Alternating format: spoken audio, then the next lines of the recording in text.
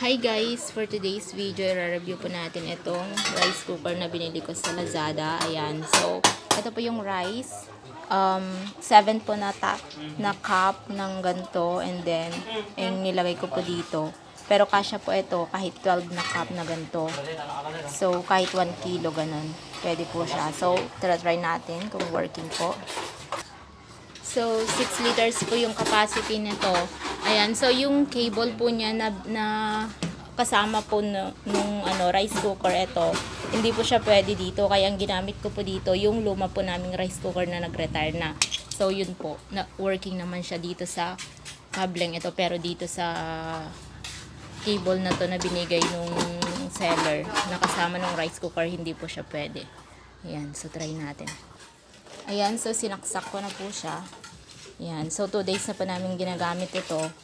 Ayan, so click ko po yung menu.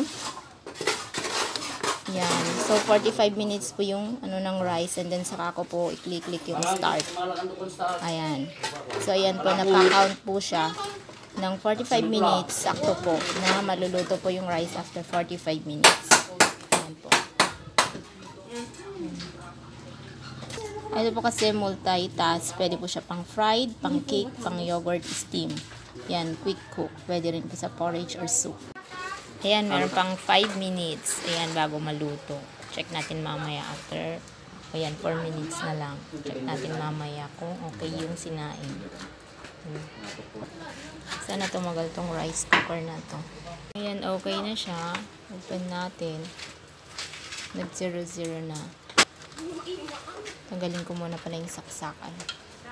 So, tinanggal ko na po yung saksakan niya. Ayan. Nagluto na po siya. Ayan, okay po yung rice cooker. Maganda siya. Okay.